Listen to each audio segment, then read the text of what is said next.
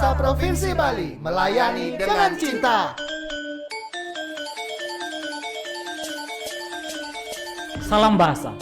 Sahabat bahasa di mana saja sahabat bahasa berada, senang sekali saya Made Sudiana bisa menjumpai sahabat bahasa dalam program Bincang Bahasa dan Sastra, sebuah program yang digagas oleh Balai Bahasa Provinsi Bali untuk menyebarkan informasi kebahasaan dan kesastraan kepada masyarakat. Sahabat bahasa, program Bincang Bahasa Balai Bahasa Provinsi Bali disiarkan dari studio Subasita Balai Bahasa Provinsi Bali.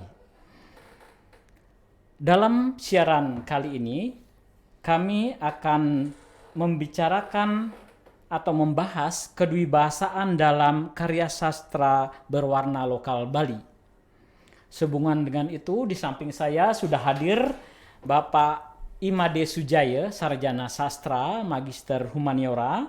Beliau adalah dosen tetap Yayasan di Program Studi Pendidikan Bahasa Indonesia dan Daerah, Fakultas Keguruan dan Ilmu Pendidikan, Universitas PGRI Mahadewa Indonesia, Denpasar.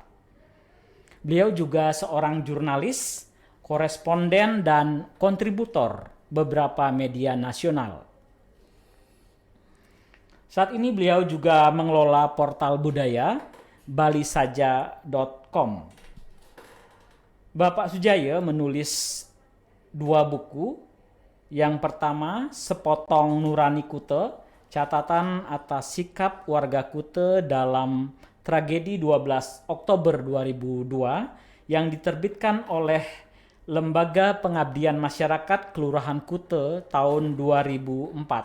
Buku kedua, Perkawinan Terlarang, Pantangan Berpoligami di Desa-Desa Bali Kuno yang diterbitkan oleh Arti Foundation tahun 2007. Beliau juga berkontribusi atau menulis subbab buku Dinamika Bahasa Media Televisi, Internet, dan Surat Kabar yang diterbitkan oleh Udayana University Press tahun 2013.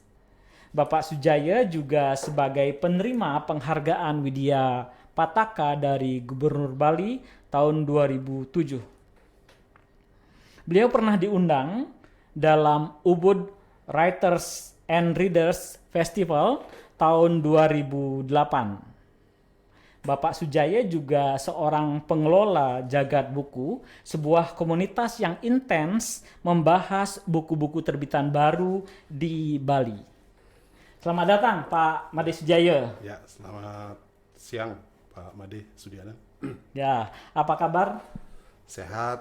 Ya, kuat. semoga dalam keadaan sehat ya, dalam situasi pandemi ini. Kita perlu menjaga kesehatan dan tetap aktif juga Pak Sujaya ya. Ya, intinya sehat, kuat, dan tetap semangat. Iya, terima kasih Bapak Sujaya. Ya.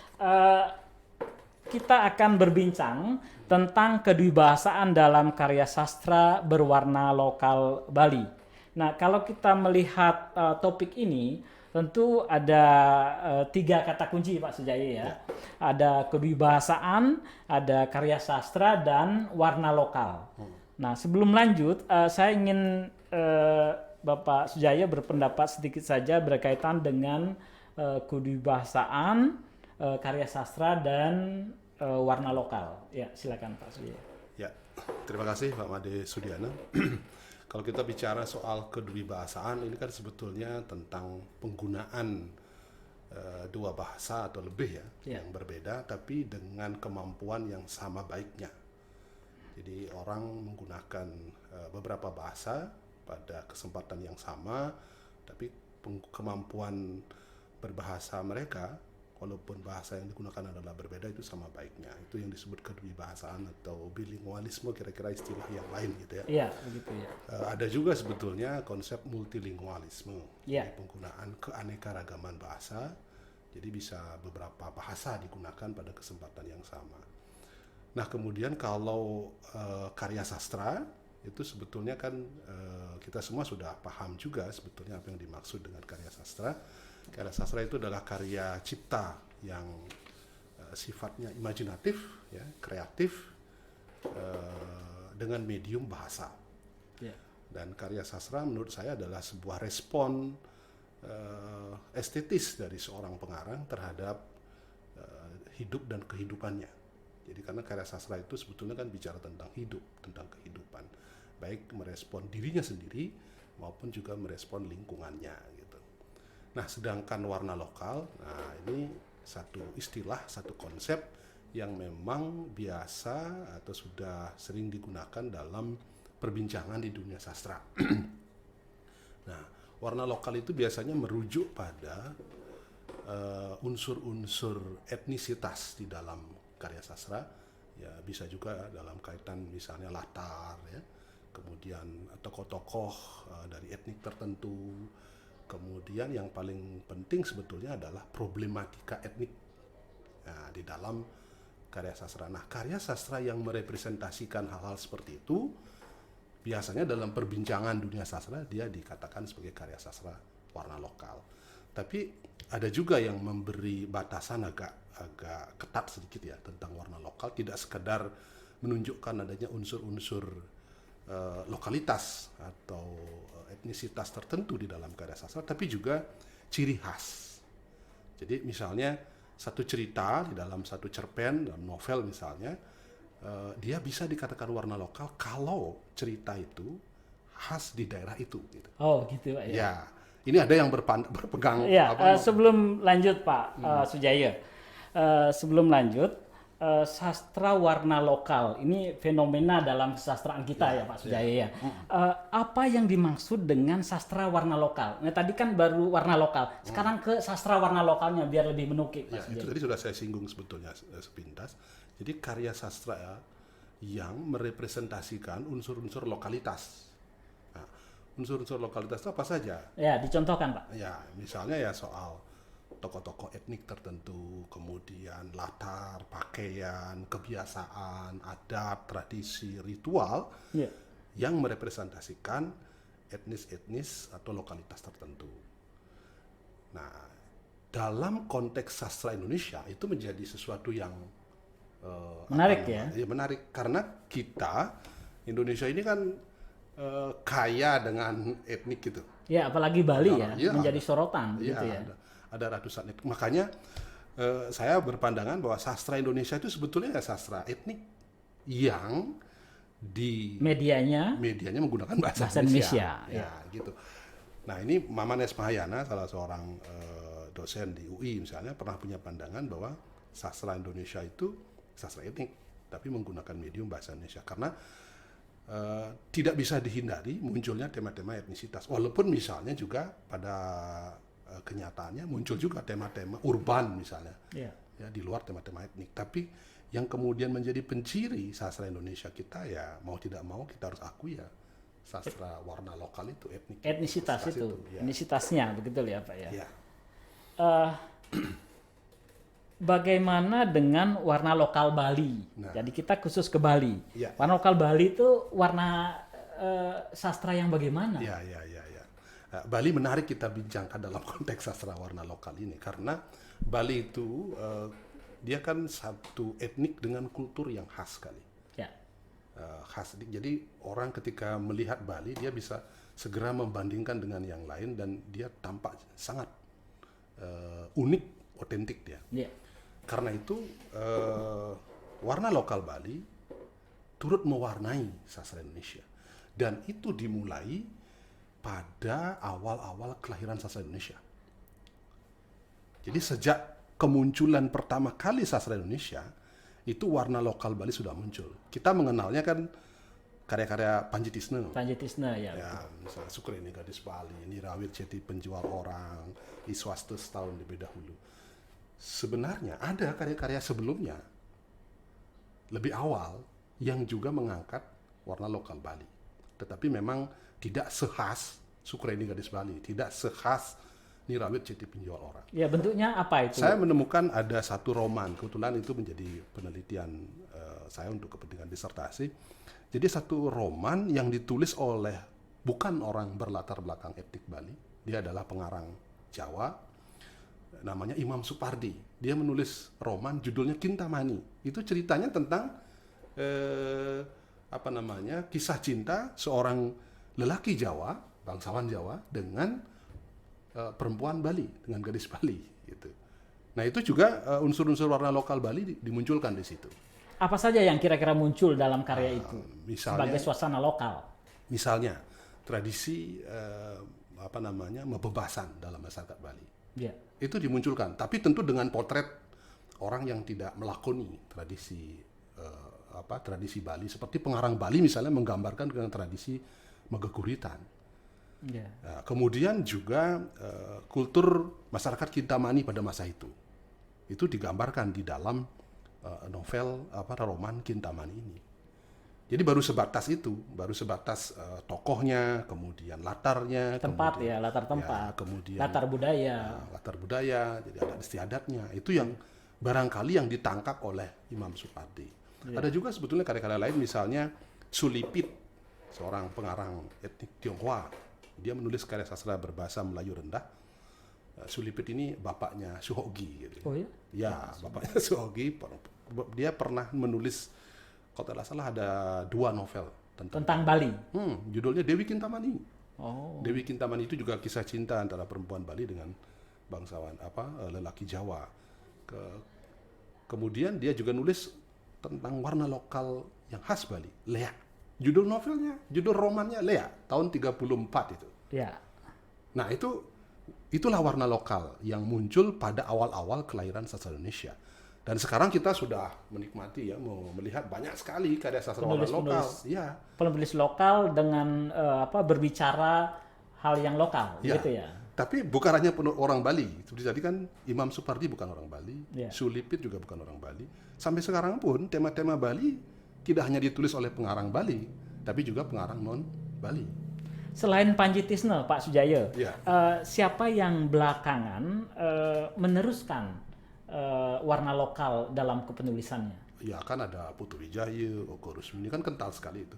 Ya. Putri Haryanto, kan itu bersetia dia di jalur sastra warna lokal Bali itu. Termasuk juga Cok Sawitri ya? Ya, Cok Sawitri konsisten sekali malah. Kan semua novel-novelnya itu walaupun kan diambil dari teks-teks teks-teks tradisional yang Sutasoma, Tantri gitu, tapi itu kan warna Balinya terasa sekali, kuat sekali. Wayan Sunarto, Jengki Sunarto bagaimana? Oh sama, Wayan Sunarto juga menggali-gali tradisi Bali. Dia pernah menulis satu buku yang menghimpun cerpen-cerpennya yang khas bertema lokal, misalnya Perempuan yang Mengawini Kris. Itu terasa sekali, itu hanya ada di Bali. Nggak mungkin ya di luar Bali seperti itu ya.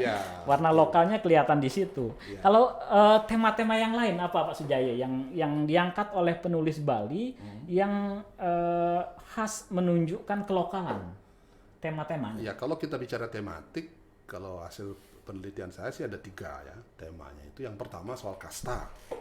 Ya. Itu yang paling banyak ditulis itu, kasta itu. Iya. Kasta, karena itu paling seksi. Nah, sastra itu kan membutuhkan sesuatu yang unik dia. Kalau dia tidak unik, dia tidak menarik untuk disajikan sebagai karya sastra. Dan konflik kasta di Bali memang unik, kaya sekali konflik, dramatikanya terasa sekali. Yang kedua adalah soal hukum adat di Bali yang yang unik dan otentik itu. Misalnya soal kesepekang itu. Yeah. Orang yang dianggap melanggar hukum adat atau tidak mau guyup dalam lingkungan komunitas adat, kemudian dikucilkan gitu ya. Itu banyak juga ditulis oleh pengarang-pengarang Bali. Saya sendiri pernah menulis itu sebagai sebuah penelitian. Nah, kemudian tema yang ketiga adalah tema dampak pariwisata terhadap adat dan budaya Bali. Yang terbaru misalnya kan soal pedofilia. Gitu, ya. Selain soal bagaimana kapitalisme pariwisata menghabisi tanah-tanah Bali, itu banyak sekali ditulis oleh pengarang-pengarang kita. Baik Pak Sujaya, berkaitan dengan kedewibahasaan Pak Sujaya.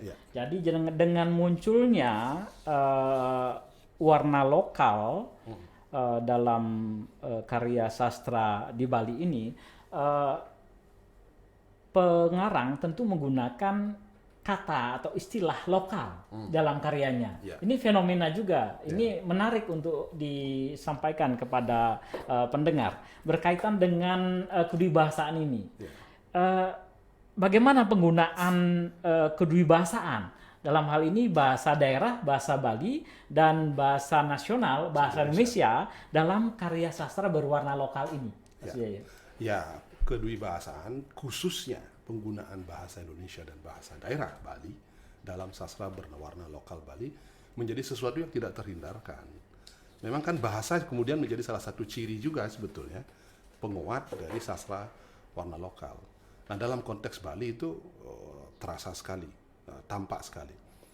Ada banyak kosakata, istilah, ungkapan, idiom dalam bahasa Bali yang dipertahankan ketika dia menulis sastra berwarna lokal itu. Iya, termasuk juga simbol-simbol yang iya. masih ditampilkan dalam karyanya begitu ya. Iya, karena mungkin karena disadari bahwa ungkapan, idiom atau simbol-simbol itu tidak bisa dia dicarikan padanannya, diterjemahkan ke dalam bahasa Indonesia. Tidak bisa, sehingga dia harus dipertahankan gitu.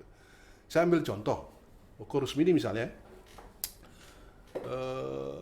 ada puisinya kan berjudul Patiwangi.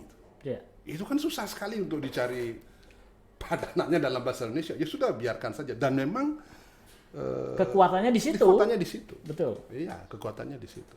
Kemudian Putu Wijaya misalnya dalam beberapa novel-novel bertema Bali ya, Bila Malam Bertambah Malam, Tiba-tiba Malam, itu kan dia pertahankan kata-kata metatah, ngeleak, itu dia tidak bisa dihindari, harus bertahan dia. Nah, itu sesuatu yang memang niscaya dalam sastra warna lokal. Sebetulnya kan bukan hanya Bali ya, sastra warna lokal Jawa misalnya, kalau kita lihat karya-karya pengarang berlatar belakang etnik Jawa seperti Umar Khayyam, Mangun Wijaya, itu kan dulu pernah ada diskusi novel-novel Umar Khayyam itu susah sekali diikuti karena kosakata Jawanya banyak. banyak sekali. Jadi mereka pembaca yang berlatar belakang non Jawa pasti kerepotan itu untuk membaca. Tapi justru disitulah tantangannya. Pembaca juga memiliki tantangan tersendiri ketika membaca karya-karya Umar Khayyam misalnya gitu.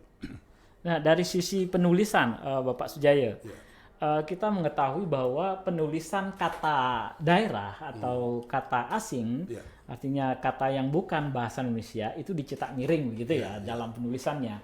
Nah, selanjutnya, kalau pengarang menggunakan kata bercetak miring, misalnya ada bahasa daerah Bali atau Jawa, nah bagaimana cara pengarang memberikan penjelasan terhadap kata atau istilah tersebut, Pak Sujaya? Ya, saya menemukan ada tiga langkah yang ditempuh oleh pengarang Bali. Yang pertama, dia biarkan tanpa penjelasan sama sekali. Contoh, Putu Wijaya dalam novel Bila Malam Bertambah Malam, kata kucit itu dibiarkan tanpa penjelasan. Jadi orang yang bukan penutur bahasa Bali akan mencari kata itu. Apa sebetulnya? Apa ya itu sebenarnya? Itu pertama, dibiarkan tanpa penjelasan. Jadi dia tidak mau pembaca diganggu oleh catatan kaki misalnya. Ya, beberapa kata yang digunakan misalnya kucit itu sudah dimasukkan ke dalam kosakata bahasa Indonesia. Jadi pembaca bisa mencari kosakata itu dalam kamus tentunya. Kalau tidak, bagaimana Pak Sujaya? Kalau belum begitu? Ya, itu memang problematika kedwibahasaan dalam karya sastra berwarna lokal. Berapa kali sudah pernah ada diskusi itu, bahkan semacam harapan kepada pengarang kalau menulis sastra warna lokal untuk tidak terlalu mudah menaburkan kosakata berbahasa lokal hanya karena alasan untuk membangun suasana lokalitas di dalam karya sastra itu. Tetapi kadang-kadang kan itu tidak bisa dihindari gitu kan, bisa dihindari. Nah, tadi sudah saya lanjutkan penjelasan yang tadi ya. Soal pertama, Putu Wijaya misalnya jarang dia menggunakan catatan kaki. Memberikan penjelasan. Cara yang kedua adalah catatan kaki. Catatan kaki, seperti karya tulis ilmiah. Tulis ilmiah, yang menggunakan misalnya kan artikel, karena dia latar belakangnya akademik, Wayan Artikel. Pada novel Incest itu, dia banyak sekali membuat catatan kaki. Sunaryono Basuki KS. Tapi Oko Rusmini juga beberapa kali menggunakan catatan kaki. Nah, cara yang ketiga adalah yang ditempuh oleh beberapa pengarang, dan saya kira saya bersepakat dengan itu, lebih bagus itu. Lebih memperlancar pembaca untuk memahami. Yakni langsung memberikan penjelasan di narasi itu, di deskripsi itu. Langsung dijelaskan. Langsung diterangkan. Nah, yang efektif menggunakan ini adalah Gede Haryanto Sutamo. Iya. Jadi ketika dia menyinggung kata metatah misalnya, dia langsung segera jemput dengan penjelasan apa sebetulnya metatah itu. Ya. Tanpa terasa dia seperti memberikan definisi gitu. Iya. Saya juga melihat karya Cok Sawitri menggunakan glosarium di belakang. Iya, lagi satu ya. Glosarium di belakang. Itu juga membantu pembaca untuk mengetahui apa makna kata atau istilah itu ya Pak Sujaya. Jadi glosarium itu salah satu cara juga artinya Pak Sujaya. Ya, Pak Sujaya. Nah, pembaca ketika membaca karya sastra yang ada warna lokalnya tentu ada pengaruhnya. Misalkan saja pembaca yang bukan etnis Bali membaca karya sastra yang banyak menggunakan kata atau istilah lokal, daerah, bahasa Bali. Nah, bagaimana menyiasati pembaca seperti ini atau bagaimana pembacaan pembaca dalam hal ini kalau membaca karya dari etnis lain? Bagaimana Pak Sujaya menanggapi? Ya, tadi sudah sempat kita singgung soal itu ya. Jadi kelancaran pembacaan pasti terganggu terutama pada pembaca yang tidak berlatar belakang etnik itu. Ya. Misalnya pembaca non Bali pasti kerepotan membaca cerpen, novel gitu ya, yang banyak menggunakan kosakata lokal. Karena itu kemudian menurut saya itulah tantangan dari pengarang. Dia harus sadar dia menulis dalam bahasa Indonesia. Ya. Untuk konsumsi pembaca yang menggunakan bahasa Indonesia. Jadi walaupun dia pengarang Bali, dia menulis Bali, dia tidak lagi berpikir dalam kerangka pembacanya adalah orang Bali. Tapi pembacanya adalah orang dari berbagai macam etnis. Jadi orang Indonesia kan begitu. Nah, karena itu menjadi tantangan luar biasa sebetulnya bagi seorang pengarang bagaimana dia menulis warna lokal Bali tanpa dia terjebak menaburkan atau terlalu banyak kosakata lokal di dalam karyanya. Ini tantangan serius bagi pengarang. Itu pengarang yang terutama yang berbahasa ibu, berbahasa Indonesia, dia berbahasa asing juga cakap gitu. Itu tantangan betul karena ya multilingualisme itu tidak bisa dihindari, tapi pengarang ketika akan membaca kita harus juga berpikir pembaca dibantu, dilancarkan ketika membaca karya sastra itu. Maka ada sejumlah pengarang yang berasumsi begini, kalau pengarang menulis karya sastra warna lokal, tapi dia minim menggunakan kosakata lokal, itu dianggap pengarang berhasil gitu. Ada yang berpandangan begitu. Oh, begitu ya. Jadi dia bisa menyiasati problem menurut bahasa itu. Ya, menurut Pak Sujaya, siapa kira-kira pengarang yang mempunyai kecakapan dalam membuat warna lokal ini menjadi tidak kelihatan begitu ya? Siapa menurut Pak Sujaya? Bukan tidak kelihatan ya, tapi warna lokalnya terasa, tetapi tidak langsung menyebut begitu ya? Ya, siapa Pak Sujaya? Saya dengan keterbatasan pembacaan yang saya lakukan, saya baru menemukan Gede Haryanto, tapi tidak pada semua karyanya. Ya. Gede Haryanto Sutamo pada salah satu kasus yang saya sempat teliti adalah cerpen Kubur Wayan Tangguh. Ya. Itu cerita tentang tradisi kesepekan dalam masyarakat Bali, tradisi pengucilan sosial, hukum adat pengucilan sosial. Dari awal cerita sampai akhir cerita tidak ada kata kesepekan, tidak ada kata kesepekan. Tetapi pembaca Bali tahu itu adalah cerita tentang kesepekan. Pak Ketut Ridho menerjemahkan menjadi dalam bahasa Bali, cerpen itu menjadi judulnya Kesepekan. Di cerita aslinya tidak ada kata kesepekan, sama sekali tidak ada. Dan dia juga hanya menggunakan kata ganti dalam bahasa lokal, panggilan kehormatan, yaitu Ratu Prande. Dia tidak bisa hindari itu, dia harus pakai itu Ratu Prande itu. Dia tidak ditulis miring, itu dibiarkan maksudnya. Kemudian griya itu dia biarkan. Hanya itu. Sisanya bahasa Indonesia semua. Ya. Bisa ada. Kalau kita lihat Jadi dia efisien dia. ya, Gitu. kata geria kan sudah masuk ke Ya, dalam sudah kosakata masuk. misalnya Ya. geria ya. Jadi sudah masuk dan pemahaman masyarakat di Indonesia sudah paham itu Ya. sebagai rumah begitu ya.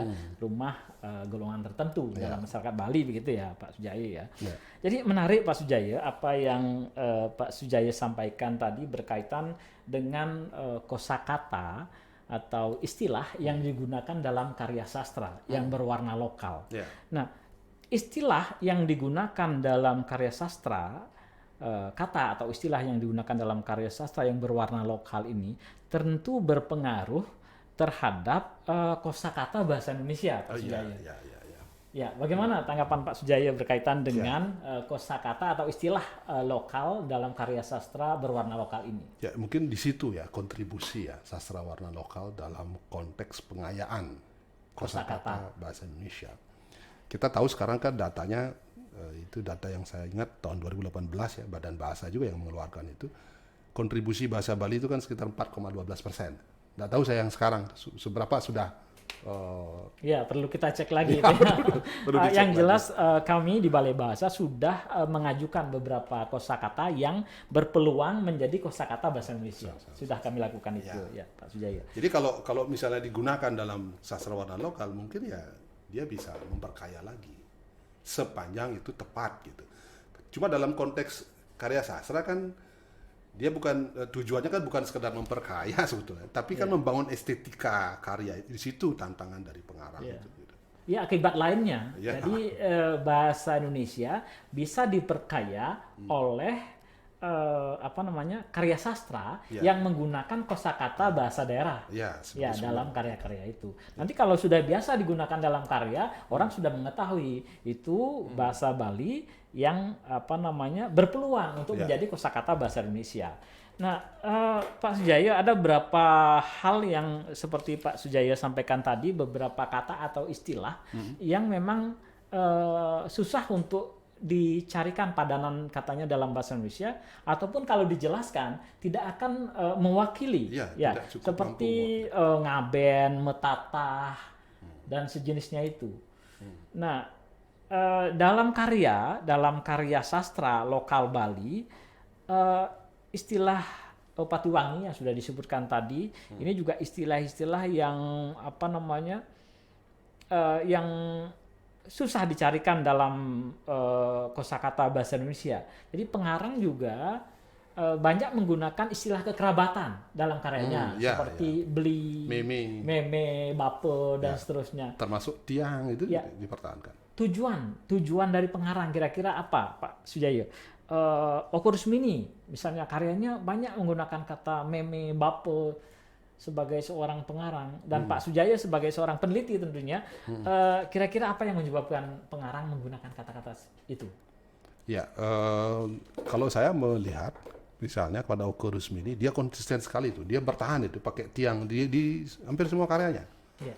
Ya, tiang, meme, beli, bape dia pertahankan. Kalau saya menduga itu memang dalam rangka menjaga kewarna lokalan itu, lokalitas itu. Gitu. Jadi dia pertahankan. Kalau misalnya pengarang lain bisa menggunakan beta kok, kenapa orang Bali tidak bisa menggunakan tiang, beli, meme? Kan enggak apa sebetulnya. Walaupun mungkin Kamus Besar Bahasa Indonesia belum mengadopsi itu gitu ya. Tapi pengarang-pengarang Bali sudah melakukan upaya itu. Jadi bagaimana memperjuangkan kosakata dalam bahasa Bali itu sebagai sesuatu yang untuk memperkaya kosakata bahasa Indonesia yang dimulai dari karya-karya mereka gitu. Karya-karya ini terbit secara nasional, masyarakat dari etnis lain juga membaca karya itu.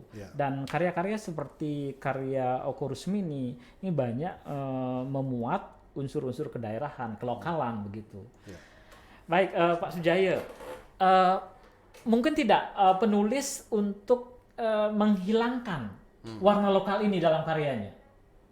Kalau mungkin bukan menghilangkan warna lokal, kan tidak mungkin itu. Warna lokal akan menjadi sepanjang kita masih sebagai bangsa yang punya keberagaman etnis gitu, tema warna lokal nggak bisa hilang.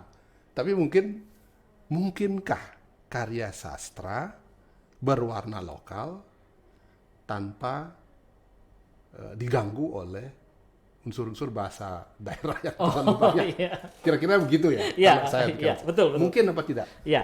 Kalau pertanyaannya mungkin, jawabannya adalah menurut saya ya mungkin. Karena dunia penciptaan itu tidak ada yang tahu, itu misteri. Misteri, ya. Tetapi, saya beri catatan, tetapi itu butuh kerja keras luar biasa dari pengarang gitu. Seperti saya katakan tadi, tidak semua ya, konsep, simbol, istilah-istilah dalam dalam kebudayaan daerah itu, kebudayaan Bali itu bisa dicarikan padanannya dalam bahasa Indonesia. Betul. Cerpen terbaru Kurusmini kemarin yang dimuat di Kompas tanggal 6 Desember, itu dia pakai kata ngambul. Iya. Apakah itu dijelaskan?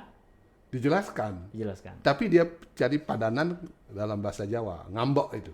Ngambok. Gitu. Ngambul. Jadi ada kegigihan sebetulnya dari Kurusmini Untuk memasukkan Dalam bahasa unsur-unsur lokal, Ada. ya. Dalam hal ini istilah lokal, gitu ya. Tapi seperti saya katakan tadi, tantangan pengarang ada di situ. Dia harus sadar, dia menulis dalam bahasa Indonesia. Dan dia menulis untuk konsumsi pembaca berbahasa Indonesia. Itu berarti tidak sekadar dari etnik Bali.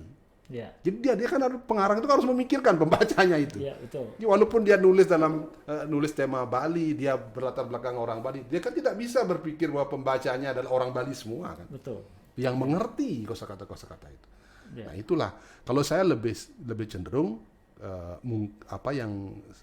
yang mungkin terjadi adalah efisiensi penggunaan kosakata lokal itu, kosakata bahasa daerah Ya. di dalam di dalam karya sastra. Itu tantangan luar biasa bagi pengarang itu. Ya. Dengan mengefisiensikan warna lokal dalam karya. Bukan mengefisiensikan warna lokal, mengefisiensikan kosakata atau istilah kan Oh, gitu kira-kira. kosakata atau istilah lokal Ya. itu yang diefisiensikan. Nah, dengan begitu, apakah ini tidak akan atau akan mengurangi Warna lokal ya. kelokalannya, warna lokalnya? Itulah yang tadi saya katakan sebagai tantangan kreatif dari pengarang. Oh, tantangan itu ya? Iya, tantangan kreatif pengarang. Sama misalnya kita membaca cerita Jawa, Ya. kalau terlalu banyak istilah lokal Jawa, kita kan juga tidak nyaman itu, terganggu. Betul. Harus nyari lagi padanan. Iya. Tetapi kalau Pembacaan kita terganggu gitu ya? iya, kalau pengarang kreatif, dia benar-benar menguasai. Tadi saya katakan kedwibahasaan itu adalah kemampuan menggunakan dua bahasa. Atau lebih? Sama cakapnya dia. Iya. Dia bisa menghasilkan karya warna lokal, tetapi dia efisien Betul. dari kosakata daerah. Terutama, apalagi misalnya kosakata itu sudah ada padanannya dalam bahasa Indonesia. Jadi kan jadi mirip-mirip seperti di jurnalistik ya kira ya begitu. Jadi kalau sudah ada padanannya dalam bahasa Indonesia, Kita gunakan Kita yang gunakan. bahasa Indonesia. tapi cuma tantangannya sekali lagi, karena itu adalah karya kreatif, dia tidak hanya memindahkan kosakata, Ya. tetapi dia juga harus membangun suasana. Dia harus membangun rasa, menciptakan rasa. Nah, di situ. Makanya pertarungan bahasa itu harus dilalui oleh seorang pengarang. Baik.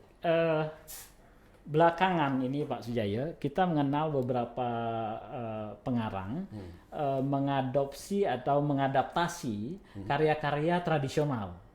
Nah, sebut saja yang baru, Jerome ya, Kurusmini mengadaptasi karya sastra tradisional, Kidung.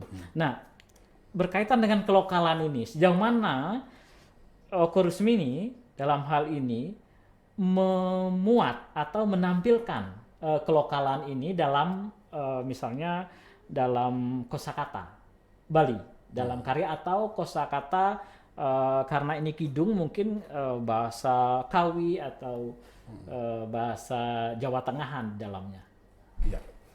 Ya, kelokalan dalam Jerome itu kan terasa sekali pada pilihan tema ceritanya itu kan itu cerita Bali sekali memang. Iya. Dia sendiri sudah menyebut di bagian awal pada novel itu bahwa novel itu adaptasi dari Kidung Jerum. Iya. Itu lokalitas pertama ya dari segi tema cerita. Nah kemudian apakah di dalam Jerum ada unsur-unsur lokalitas bahasa yang digunakan? Ada banyak misalnya. Misalnya ketika dia menjelaskan tentang Dewata Nawasango itu, Iya. tidak bisa dihindari, Pak De. Iya. Nggak bisa dihindari itu. Iya. Dia harus gunakan simbol-simbol kan, Iya. simbol-simbol.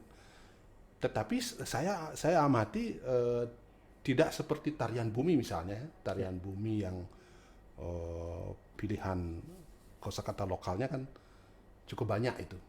Banyak. Kalau pada Jerum mulai terasa lebih efisien, tapi tetap tidak bisa dihindari. Kosakata lokal itu masih digunakan oleh Oke di dalam Jerum. Sejauh mana kosakata bahasa Bali dalam karya sastra ini bisa memperkaya kosakata bahasa Indonesia? Bagaimana Pak Sujaya?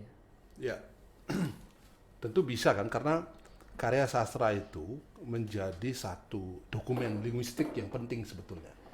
Jadi para penyusun kamus, para peneliti bahasa itu kan menggunakan data kebahasaan yang ada pada karya sastra. Ya. Sebagai salah satu sumber data penting, dan pengayaan kamus itu juga diambil dari teks-teks sastra itu. Ya misalnya kan beberapa kata dalam bahasa Bali itu yang sering digunakan dalam karya sastra sudah diadopsi sebagai kosakata bahasa Indonesia. Misalnya kan kata awe-gawe gitu ya, klian itu sebelumnya di novel Tiba-tiba Malam karyanya Twijaya itu kan masih menjadi semacam kosakata asing dia, tapi kemudian kan juga diserap. Ya tentu juga kan pendukung data kebahasannya tidak hanya karya sastra, tapi juga kan data-data di media cetak ya, di surat-surat kabar dan berbagai media yang lain. Tapi artinya karya sastra ikut dia berkontribusi dalam pengayaan data-data kebahasaan untuk kepentingan pengayaan kosakata bahasa Indonesia. Gitu. Apa yang ingin Bapak Sujaya sampaikan kepada pendengar berkaitan dengan kedewasaan dalam karya sastra berwarna lokal Bali ini sebagai ungkapan penutup Pak Sujaya, karena waktu kita sudah mepet dan kita akan segera mengakhiri bincang bahasa kali ini Pak Sujaya. Ya, kedewibahasaan itu kan sesuatu yang niscaya ya dalam konteks Indonesia dengan keberagaman etnik, keberagaman bahasa, dan orang Indonesia kan rata-rata memang bilingualis atau multilingualis dia menggunakan banyak bahasa. Dan karya sastra itu sebetulnya kan selain sebagai karya estetis, dia kan sebetulnya wahana komunikasi antara pengarang dengan pembacanya. Nah, kegiatan komunikasi dengan menggunakan bahasa tidak bisa menghindari karakteristik penutur bahasa yang tadi itu, bilingualis dan multilingualis itu. Jadi tanpa sadar dia akan masuk ke situ. Nah, cuma memang tantangan kreatif yang saya istilahkan tadi bagi pengarang, dia harus memikirkan pembacanya gitu. Ketika dia menulis dalam sastra Indonesia, menulis menggunakan bahasa Indonesia, dia harus sadar bahwa karyanya tidak hanya dibaca oleh pembaca Bali, tapi juga pembaca Indonesia dari berbagai macam etnis yang tidak memiliki pengalaman kultural yang sama dengan pembaca Bali, kan begitu. Nah, itulah tantangan kreatifnya bagi seorang pengarang, bagaimana dia menjaga warna lokal dalam karyanya, jadi tetap terasa, tapi pada saat yang sama pembaca tidak terlalu terganggu dalam aliran pembacaannya. Gitu. Ini tantangan kreatif bagi seorang pengarang. Sangat menarik Bapak Sujaya perbincangan kita pada kesempatan ini. Namun pembahasan kita harus kita akhiri karena kita dibatasi waktu. Terima kasih sekali lagi saya sampaikan kepada Bapak Sujaya telah berkenan hadir di studio Subasita. Mudah-mudahan pada kesempatan lain Bapak Sujaya berkenan hadir di studio Subasita dengan topik yang lain. Siap, kalau diundang siap. Ya, terima kasih. Sahabat bahasa di mana saja sahabat bahasa berada, terima kasih atas perhatian sahabat bahasa telah mengikuti program Bincang Bahasa dan Sastra kali ini. Semoga apa yang kami perbincangkan bermanfaat bagi kita semua. Sampai berjumpa pada siaran yang lain dan salam bahasa.